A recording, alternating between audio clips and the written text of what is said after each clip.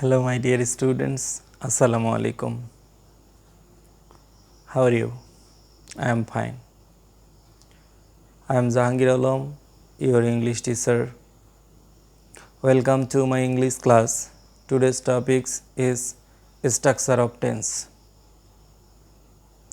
There are three kinds of tense, mainly three kinds of tense. That means present, past, and future. Present tense, past tense, future tense. প্রথমে কথা বলি present tense, তারপরে কি past tense, তারপরে কি future tense. অর্থাৎ present tense মানে হলো বর্তমানকাল, পাস্ট টেন্স অতীতকাল, ফিউচার টেন্স ভবিষ্যৎকাল। অর্থাৎ তিনটা টেন্স, প্রধানত তিনটা tense, present, past and future. তাহলে আমরা প্রত্যেকটি টেন্সের অর্থাৎ স্ট্রাকচার অফ টেন্স সুন্দর করে জানা থাকলে প্রত্যেকটা টেন্সেরই প্রত্যেকটা মানে ইংলিশের প্রত্যেকটা সেন্টেন্সেরই গঠন অনুসারে আমরা সেন্টেন্সগুলো সুন্দর করে ভাগ ভাগ করে লিখতে পারবো। ঠিক আছে, আমরা ট্রান্সলেট করতে পারবো প্রত্যেকটা সেন্টেন্স সুন্দর করে। ঠিক আছে, ওকে। আমরা আজকের টপিকস হলো আমাদের টেন্স। কি বললাম বলো দেখি? টেন্স।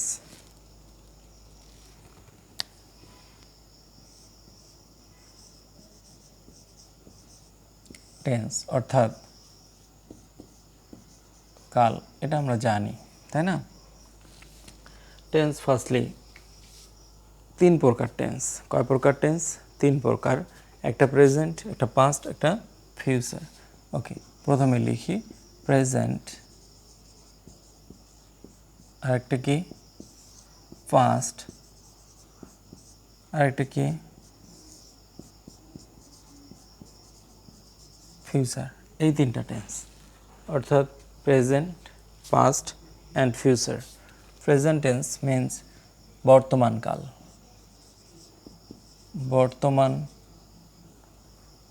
বর্তমানকাল। পাস্ট টেন্স মিন্স অতীতকাল, অতীতকাল।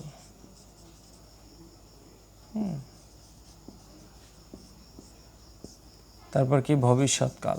ফিউচার টেন্স মিন্স ভবিষ্যৎকাল। ঠিক আছে, তাহলে এই তিনটা টেন্স, এটা তোমরা ভালো করেই জানো যে এই তিনটা টেন্স। অর্থাৎ এই যে টেন্স, এই টেন্স কিন্তু সব মিলে ভার্ব নিয়ে কথা। কি নিয়ে কথা? ভার্ব। আমরা পাস্ট মানে কি পার্টস অফ স্পিচ পড়েছি। পার্টস অফ স্পিচের একটা আছে ভার্ব। এই ভার্ব নিয়ে হলো টেন্স। টেন্স হচ্ছে কি ভার্ব নিয়ে, মেনলি হচ্ছে ভার্ব নিয়ে কথা বলবে। কি নিয়ে কথা বলবে? ভার্ব। একটা সেন্টেন্স যদি আমি গঠন করতে যাই তাহলে প্রথমে সাবজেক্ট, তারপরে থাকে ভার্ব, তারপরে থাকে অবজেক্ট। ঠিক আছে, সাবজেক্ট, ভার্ব এবং অবজেক্ট। এই যে ভার্ব, এইটা নিয়েই হচ্ছে টেন্সের কাজ। এই দুটা নিয়ে নয়, এগুলো নিয়ে নয়, খালি শুধুমাত্র এই ভার্ব নিয়ে। কি নিয়ে? ভার্ব নিয়ে কাজ। ভালো করে মনে রাখবে, এই ভার্ব নিয়ে কাজ।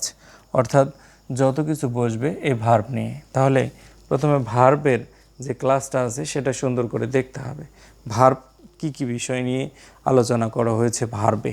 ঠিক আছে, ভার্ব নিয়ে যে ক্লাসগুলো সেগুলো সুন্দর করে দেখতে হবে আগে ভার্ব নিয়ে। ঠিক আছে, ভার্বের। তাহলে প্রথমে একটু ওভারভিউ করে আসি ভার্ব। ভার্ব আমরা জেনেছিলাম টু কাইন্ডস অফ ভার্ব। কত? Two kinds. There are two kinds of verb. Tense মিশাই দিলাম। তাহলে একটু খালি ওভারভিউ করে নেব, লেখা লাগবে না, খুব সুন্দর করে শুনবে। ভার্ব, দেখো ভার্ব কি বলছে? ভার্ব মানে হলো কাজ করা। ভার্ব মানে কি? কাজ করা। তাহলে এই যে কাজ করছি, এটা কি আমি এখন করছি, না অতীতে করেছি, নাকি ভবিষ্যতে করব? এটাই হলো টেন্স। অর্থাৎ আমি একটা কাজ এখন করছি, নতুবা অতীতে করেছি, নতুবা ভবিষ্যতে আমি করব। এই সবগুলো মিলেই আসলে কি হয়? ভার্ব। তিনটা কথা। অর্থাৎ বর্তমানে করছি, এটা বর্তমান, আর অতীতে করেছি, ওরা অতীত, ভবিষ্যতে করব, এটা ভবিষ্যৎ। এই যে ভার্ব, একটা ভার্ব এভাবেই মানে হচ্ছে। ঠিক আছে, ভার্ব দুই প্রকারের হয়, একটা প্রিন্সিপাল ভার্ব, একটা অক্সিলারি ভার্ব। একটা প্রিন্সিপাল ভার্ব, প্রিন্সিপাল, একটা প্রিন্সিপাল ভার্ব, প্রিন্সিপাল ভার্ব আর একটা অক্সিলারি ভার্ব।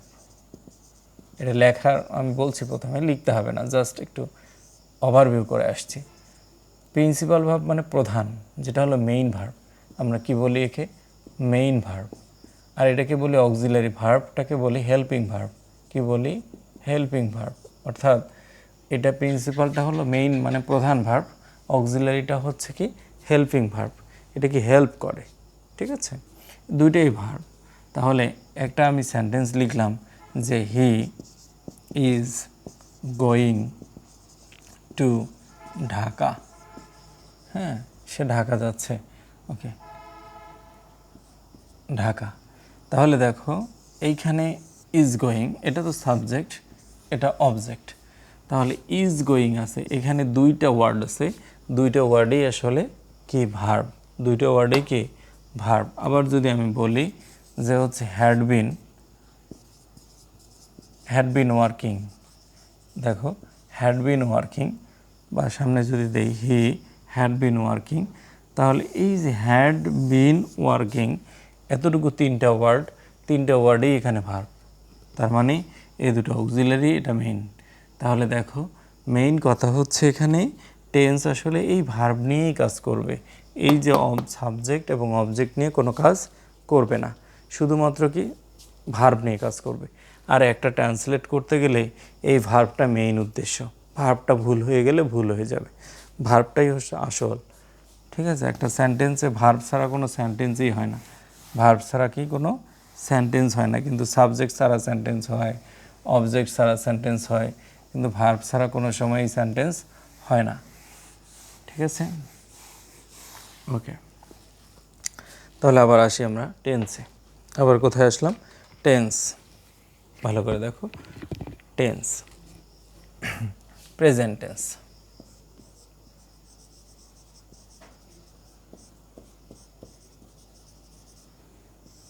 মানে কি? বর্তমানকাল। বর্তমানকাল কি কাল? বর্তমানকাল। বর্তমানে কোনো কিছু কাজ করা, বর্তমানে কোনো কিছু কাজ করা। আমি ক্লাস নিচ্ছি, আমি তোমাদের অনলাইনে ক্লাস নিচ্ছি, তোমরা অনলাইনে ক্লাস করছো।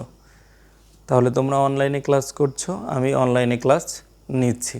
দ্যাটস বোথ আর কি? প্রেজেন্ট ইনডিফিনিট, বা বোথ আর প্রেজেন্ট টেন্স, বোথ আর প্রেজেন্ট টেন্স। ওকে, তাহলে আমি ক্লাস নিচ্ছি, তোমরা ক্লাস শুনতেছো।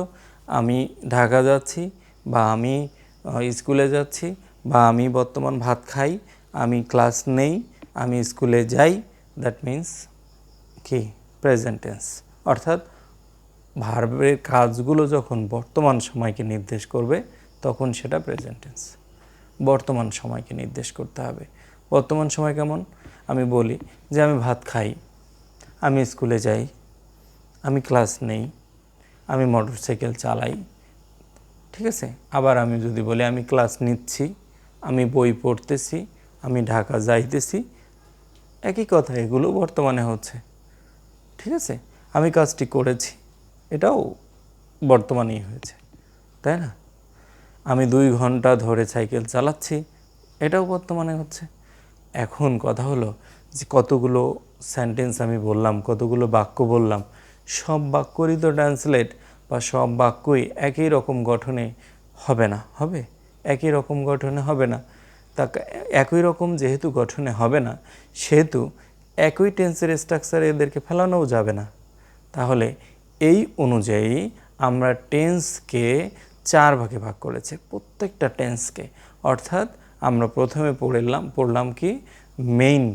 Main tense. অর্থাৎ there are 3 kinds of tense. Mainly there are 3 kinds of tense. First present tense, second past tense, third future tense. আবার বলতেছি যে every tense মানে প্রত্যেকটা টেন্স আবার 4 ভাগে করে ভাগ করা যায়। কয় ভাগে ভাগ করা যায়? 4 ভাগে ভাগ করা যায়। একটাতে হলো ইনডেফিনিট, এটাকে আমরা বলি সিম্পল, আরেকটা বলি কন্টিনিউয়াস, আরেকটাকে বলি পারফেক্ট, আরেকটা পারফেক্ট কন্টিনিউয়াস। অর্থাৎ প্রেজেন্ট যদি ধরি তাহলে present indefinite, present continuous, present perfect, present perfect continuous. আবার যদি আমি পাস্টকে ধরি তাহলে first indefinite, first continuous, first perfect, first perfect continuous. Okay, তাহলে এই রকম করে টেন্সগুলোর প্রত্যেকটা টেন্স 4টা করে ভাগ আছে। 4টা করে ভাগ করলে 3টা টেন্সকে যদি আমি 4 ভাগে করে ভাগ করে ফেলি তাহলে মোট টেন্সের পরিমাণ দাঁড়ায় 12। কত? 12টা। 12টা টেন্স দাঁড়ায়। তাহলে 12টা টেন্স যদি দাঁড়ায় তাহলে 12টা টেন্স আমাকে এখন কমপ্লিট করতে হবে। তাহলে একটি ক্লাসে একবারেই তো আমি 12টা টেন্স কভার করতে পারবো না, তাই না? তাহলে আস্তে আস্তে আমাকে টেন্সগুলো কি করতে হবে? শিখতে হবে। টেন্সের গঠন এত ইজি নয়, টেন্সের গঠনটাকে আগে মাথায় প্রবেশ করাতে হবে, ঠিক আছে, সুন্দরভাবে। একটা ক্লাস দ্রুত যাওয়ার চেয়ে শিখে শিখে আস্তে আস্তে যাওয়া ভালো। ওকে, আমরা এখন দেখি যে কিভাবে আমরা সামনের দিকে আগাবো। প্রথম, আমরা প্রত্যেকটা টেন্সকে 4 ভাগে করে ভাগ করেছি, আমরা লিখেছি প্রেজেন্ট টেন্স। তাহলে আমরা পড়ব আজকে present tense, বর্তমানকাল।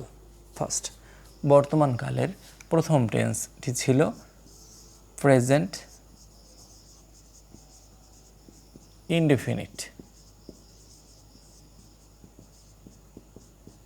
Present indefinite tense. কি টেন্স? Present indefinite tense.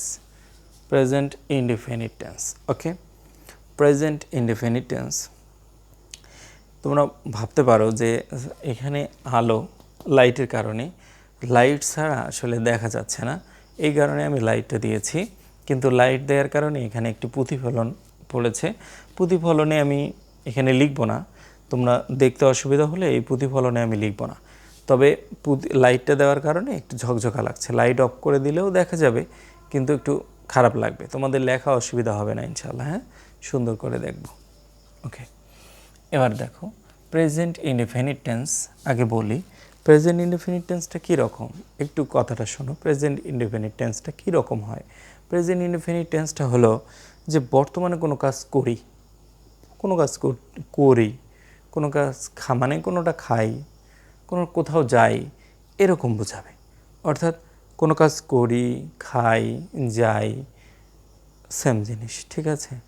তাহলে আমি যদি বলি আমি ক্লাস নেই, হ্যাঁ, আমি মোটরসাইকেল চালাই, আমি ভাত খাই, ঠিক আছে, আমি বই পড়ি, that means present indefinite tense.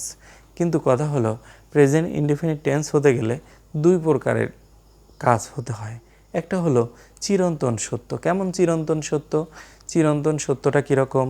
কেমন একটা হয়ে গেল না, ইউনিভার্সাল ট্রুথ। চিরন্তন সত্য, চিরন্তন সত্য মানে হচ্ছে আল্লাহ যেগুলো সৃষ্টি করে দিয়েছে, যেগুলো আমি, তোমরা বা কেউ চেঞ্জ করতে পারবে না, এটাই হলো চিরন্তন সত্য। আজকে দেখো সূর্য পূর্ব দিকে ওঠে, আমি ইচ্ছা করলে পশ্চিম দিকে তুলাই দিতে পারবো না সূর্যকে, পারবো না। তাহলে এই যে সূর্য পূর্ব দিকে ওঠে, এটা চিরন্তন সত্য বাক্য, এটা প্রেজেন্ট ইনডিফিনিট টেন্স হবে। কোন টেন্স হবে? প্রেজেন্ট ইনডিফিনিট টেন্স হবে। আবার একটা কথা হলো, ধরো যে বরফ পানিতে ভাসে, এটা কি আমার কুদরত? না, এটা আল্লাহর কুদরত। কারণ বরফটা পানিতে ভাসে কারণ বরফের ঘনত্ব কম, পানির ঘনত্ব বেশি। কিন্তু একটা লোহার টুকরাকে যদি আমি পানিতে দিয়ে দিই তাহলে ডুবে যাবে। কারণ কি? লোহার ঘনত্ব বেশি, পানির ঘনত্ব কম। আমরা কিন্তু এটা জানি, সায়েন্সে পড়েছি যে যার ঘনত্ব বেশি আর যার ঘনত্ব হালকা বা কম সেটার ভিতর ঢুকে যাবে। তাহলে এখানে ঠিক একই রকম, যে পানির ঘনত্ব যদি কম থাকে আর যেটা আমি ফেলবো, যেমন একটা কাঠ যদি ফেলে দেই পানিতে, কাঠ ফেলে দিলাম, তাহলে কাঠের ঘনত্ব কিন্তু কম, পানির ঘনত্ব বেশি। তার কারণে কাঠটা পানির ভেতরে ঢুকতে পারে না, ভেসে থাকে। আবার কি হয়, যখন আমি একটা বরফ, ধরো যে একটা বরফখণ্ড কি ভেসে বেড়াচ্ছে, কারণ কি? ওটাও তো পানি, কিন্তু বরফের ঘনত্বটা একটু কম হয়। এটা টেস্ট করার জন্য সহজ একটা বুদ্ধি আছে, যে মনে করো একটা বোতলের মধ্যে পানি ভরায় একবারে আবার ফুল করে রাখবে না, তাহলে বোতলটা ফেটে যেতে পারে। মনে করো যে আমি একটা বোতলে একটু হালকা অফ রেখে, ছোট্ট একটু কম রেখে, ওইখানে মার্কার দিয়ে দাগ রেখে দিলাম যে এই পর্যন্ত আমি পানি রাখলাম, হ্যাঁ, রেখে সুন্দর করে রেখে দিলাম। দেখবে যে যখন বরফ হয়ে যাবে তখন ওই দাগ এক্সিট করে চলে যাবে, উপরে চলে যাবে।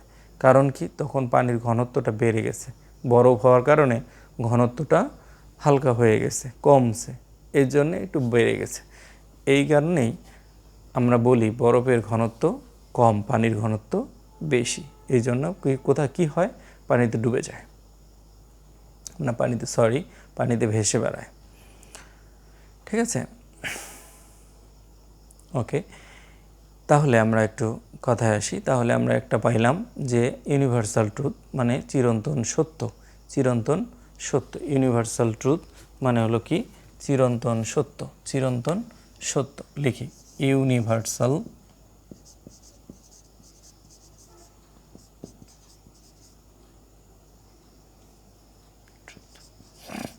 ইউনিভার্সাল ট্রুথ মানে হলো চিরন্তন সত্য। দেখো, চিরন্তন সত্য। আর একটা আছে, কি আছে, হ্যাবিচুয়াল ফ্যাক্ট। হ্যাবিচুয়াল ফ্যাক্ট মানে কি জানো, অভ্যাসগত সত্য। অভ্যাসগত সত্য, অভ্যাসগত কাজ বা হলো অভ্যাসগত কাজ। অভ্যাসগত কাজ, অভ্যাসগত কাজ বা হলো অভ্যাসগত সত্য। এই জিনিস দুইটা থাকলেই প্রেজেন্ট ইনডেফিনিট টেন্স হয়। এই দুইটা জিনিস থাকলে কি হয়, প্রেজেন্ট ইনডেফিনিট টেন্স হয়। তাহলে আমার কথা হলো যে স্যার, আমি ইউনিভার্সাল ট্রুথগুলো বুঝলাম, যেগুলো হচ্ছে চিরন্তন সত্য কথা বলছেন আপনি, কিন্তু আর একটা নতুন জিনিস লিখলেন, হ্যাবিচুয়াল ফ্যাক্ট। এটি কি, অভ্যাসগত সত্য। এটা আবার কেমন জিনিস? হ্যাবিচুয়াল ফ্যাক্টটা হলো কীরকম, যে আমি ধরো যে আমি প্রত্যেকটা দিন তোমাদের ক্লাস নিচ্ছি, এটা কি হয়ে গেল, আমার অভ্যাস না? তাহলে আমি প্রতিদিন সকাল 10টায় তোমাদের ক্লাস নেই, বা আমি প্রায়ই তোমাদের ক্লাস নিয়ে থাকি। আমি প্রতিদিন সকাল 8টায় নাস্তা করি। ঠিক আছে, আমি স্বাভাবিকভাবেই মোবাইল দেখতে ভালোবাসি। দ্যাট ইজ অভ্যাস। কি এটা? অভ্যাস। এই অভ্যাসগত সত্যগুলো প্রেজেন্ট ইনডেফিনিট টেন্স হবে। অভ্যাসগত সত্যগুলো কোন টেন্স হবে? প্রেজেন্ট ইনডেফিনিট টেন্স হবে। ওকে,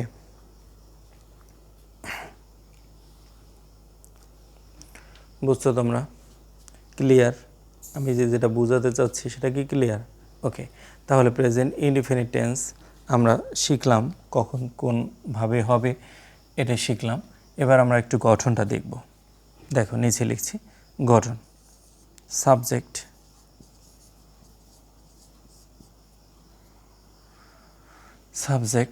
প্লাস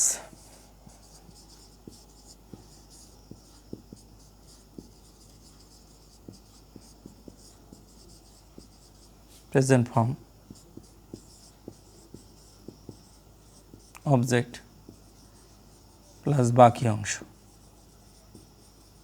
ঠিক আছে, বা এটাকে আমরা খুব সহজে লিখতে পারি subject plus verb 1 plus object. এই সংক্ষিপ্ত করেও আমরা লিখতে পারি, এটাও লিখতে পারি। দেখো, subject plus verb 1 plus object, অথবা সাবজেক্ট প্লাস কি বললাম, সাবজেক্ট প্লাস ভার্বের present form plus object. Okay, subject plus কি, ভার্বের present form plus object. Subject plus ভার্বের present form plus object. Okay, that's present indefinite tense. ওকে, আমরা আসি, মুছে দিই। এটি হলো topics of the class. Topic of the class বা মেইন অফ দ্য ক্লাস। মুছে দেওয়ার মেইন কারণ হলো তোমরা এটা লিখতে পারবে, এবং এর আগেও অনেকবার বলা হয়েছে এগুলো, এই কারণে মুছে দিলাম। আশা করি সুন্দর দেখা যাচ্ছে ক্লাস। মূল্যায়ন।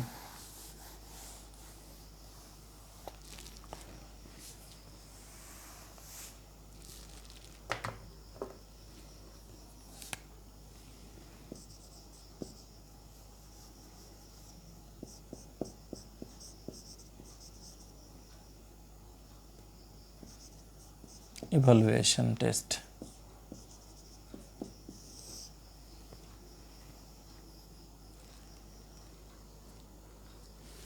ওকে, তোমরা বলো তো যে the sun rises in the east, এটাই হ্যাবিচুয়াল ফ্যাক্ট না ইউনিভার্সাল ফ্যাক্ট? বলো, ইউনিভার্সাল ট্রুথ না হ্যাবিচুয়াল ফ্যাক্ট? কোনটা এটা? The sun rises in the east, সূর্য পূর্ব দিকে ওঠে, সূর্য পূর্ব দিকে উদিত হয়, এটা কি? Okay, next. এটা ইউনিভার্সাল ট্রুথ, তাই না? Universal truth. তারপর he goes to school daily, school daily. বলো তো এটা কি? এইটা কোন আর এটা কোনটা? অর্থাৎ কোনটা ইউনিভার্সাল ট্রুথ আর কোনটা হ্যাবিচুয়াল ফ্যাক্ট? তোমরা একটু বলো। হ্যাবিচুয়াল ফ্যাক্ট আর হচ্ছে ইউনিভার্সাল ট্রুথ। তোমরা একটু ইভালুয়েট করবে কোনটা কোন টেন্স। টেন্স নয়, আসলে কোনটা ইউনিভার্সাল ট্রুথ আর কোনটা habitual fact. Homeworks.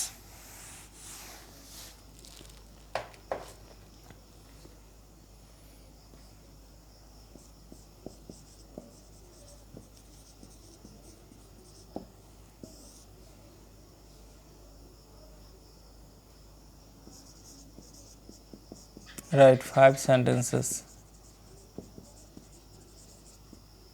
5 sentences in Bangla. 5 sentence, 5টা সেন্টেন্স লিখবে বাংলায়, ইন বাঙালি, ইন বাংলা, বাংলা, হ্যাঁ বাংলায় লিখবে 5টা সেন্টেন্স। 5টা সেন্টেন্স কোন টেন্সে? প্রেজেন্ট ইনডেফিনিট টেন্সে। প্রেজেন্ট ইনডেফিনিট, প্রেজেন্ট ইনডেফিনিট টেন্সে 5টা সেন্টেন্স লিখবে। প্রেজেন্ট ইনডেফিনিট টেন্সে 5টা সেন্টেন্স খাতায় লিখবে। প্রেজেন্ট ইনডেফিনিট টেন্সে 5টা সেন্টেন্স খাতায় লিখবে। প্রেজেন্ট ইনডেফিনিট টেন্সের 5টা সেন্টেন্স খাতায় লিখবে। ওকে, ঠিক আছে। আজকের ক্লাসে সবাই মনোযোগ দিয়ে করার জন্য সবাইকে জানাই ধন্যবাদ। আর একটা কথা, এই প্যান্ডেমিক সিচুয়েশানে, এই মহামারীর অবস্থায় তোমরা যে যেখানেই থাকো সুস্থ থাকার চেষ্টা করবে, স্বাস্থ্যবিধি মেনে চলবে, সবাই সবার জন্য দোয়া করবে। আসি, আসসালামু আলাইকুম।